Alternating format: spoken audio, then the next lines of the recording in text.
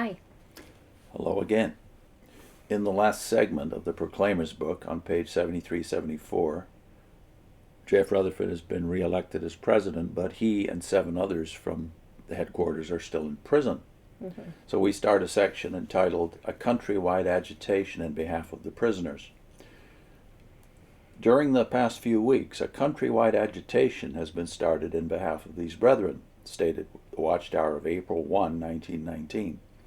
Certain newspapers were calling for the release of J.F. Rutherford and his associates. The Bible students in all parts of the United States indicated their support by writing letters to newspaper editors, congressmen, senators, and governors, urging them to take action in behalf of the 8 prisoners. Clearly, the Bible students would not rest until their 8 brothers were free. By March 1919, Bible students in the United States were circulating a petition in which they asked President Woodrow Wilson to use his influence to accomplish one of the following in behalf of the imprisoned brothers. First, a complete pardon, if that now be possible. This is all a direct quote from that communication. Or, second, that you direct the Department of Justice to dismiss the prosecution against them and that they be fully released. Or, third, that they be immediately admitted to bail pending a final decision of their case by the higher courts. End of quote. Within 2 weeks, the Bible students obtained 700,000 signatures. The petition, though, was never presented to the president or the government. Why not? Because before that could be done, the 8 men were released on bail. What then did the petition work accomplish? The Watchtower of July 1, 1919 stated, "The evidence is overwhelming that the Lord desired this work to be done, not so much to get the brethren out of prison, as for the purpose of a witness to the truth." This is a new subheading, Welcome Home, Brethren. On Tuesday, March 25, the 8 brothers left Atlanta for Brooklyn. News of their release spread quickly. It was truly a touching scene. Bible students gathering at train stations along the route with the hope of seeing them and expressing joy at their release. Others rushed to the Bethel home in Brooklyn, which had been closed down to arrange for a welcome home banquet. Back in Brooklyn, on March 26, the brothers were admitted to bail of $10,000 each, and they were released.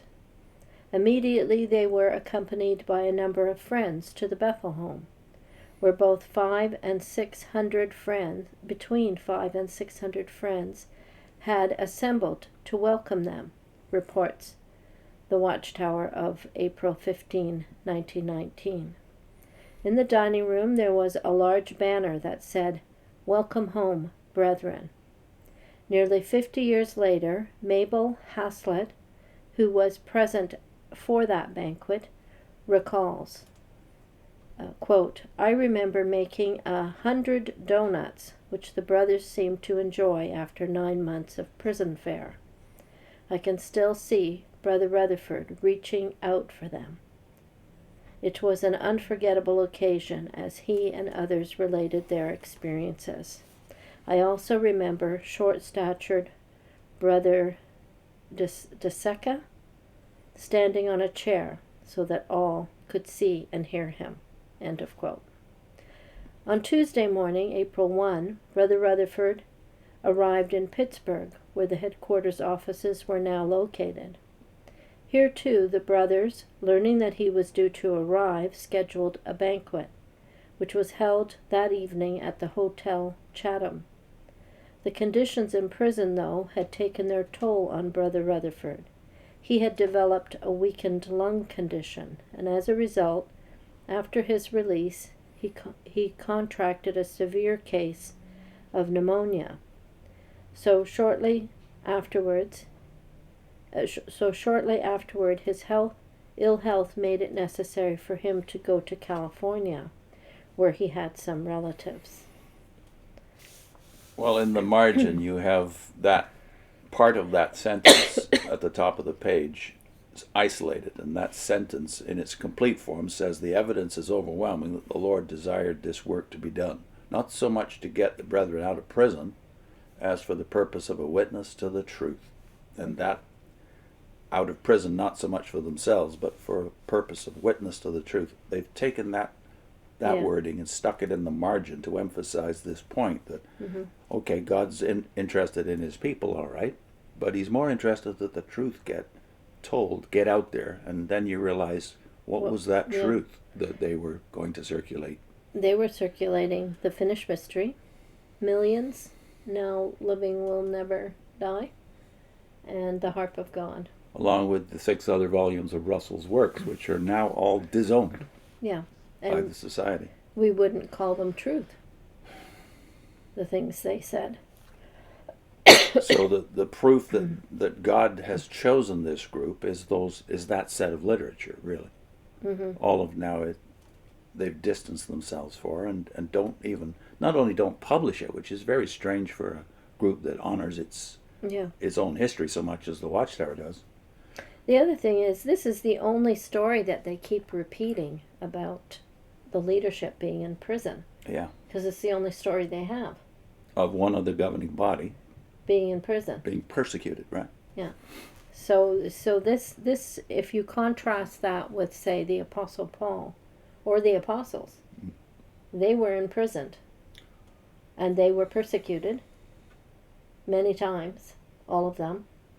So reading 2 Corinthians, I think chapters 10 to 12, you would hear of what it was that Paul thinks is the badge of a person, not an apostle. That's what it means. One sent, right? Yeah. One sent by Christ on a specific mission. This is the badge that Paul says he personally carried as to what made him an apostle, what proved he was an apostle. Whereas, and again, the tradition is that it wasn't just Paul that later died as a martyr. The tradition says that all of the apostles, except for John, were martyrs. Contrast that again with the history of the Watchtower leaders. Yeah. So we wanted to read some of Paul's list of things that proved his apostleship. And where is this? 2 Corinthians 11, verses 21 to 29. What anyone else dares to boast about, I am speaking as a fool. I also dare to boast about. Are they Hebrews? So am I. Are they Israelites? So am I. Are they Abraham's descendants? So am I. Are they servants of Christ? I am out of my mind to talk like this. I am more. I have worked much harder, been in prison more frequently, been flogged more severely, and been exposed to death again and again. 5 times I received from the Jews the 40 lashes minus 1. 3 times I was beaten with rods. Once I was stoned. 3 times I was shipwrecked. I spent a night and a day in the open sea. I have been constantly on the move. I have been in danger from rivers, in danger from bandits, in danger from my own countrymen, in danger from Gentiles, in danger in the city, in danger in the country, in danger at sea, and in danger from false brothers. I have labored and toiled, and have often gone without sleep. I have known hunger and thirst, and have often gone without food. I have been cold and naked. Besides everything else, I face daily the pressure of my concern for all the churches. Who is weak, and I do not feel weak? Who is led into sin, and I do not inwardly burn? And you ask yourself, well, why was he so frequently, stoned, flogged, in prison, and finally martyred? Why was he? Well, because he was in the front line. Yeah. He was at the front of the public declaration of Christianity. He was the sent one.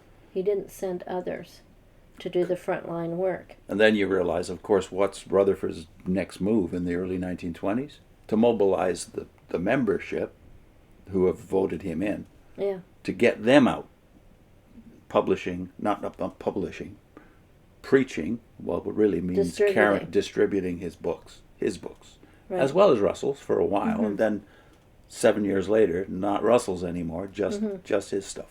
So if they can brag about these things, this event, look at the event of Christian missionaries, even just from the 18th and 19th century.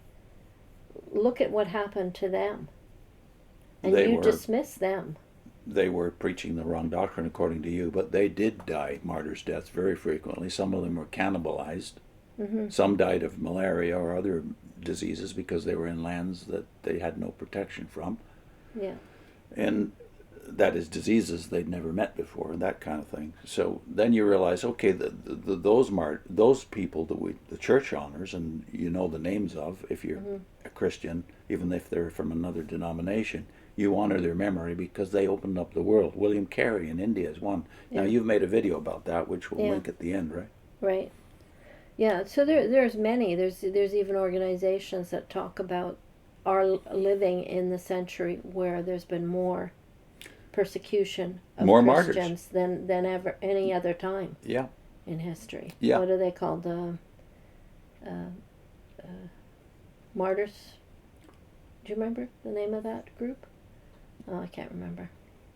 I know what you mean, the one, and it slips my mind too, but the whole function of that particular ministry is to make known the number of martyrs that are being made in the world today. Yeah. And I was astounded when I heard that. There's more Christian martyrs in the 20th century than any other century. Yeah, that was shocking. And now the persecution of the church in West Africa, in the Middle East, and in China, and other parts that we're not hearing much about today, is a scandal, really. This thing is not in our headlines all the time.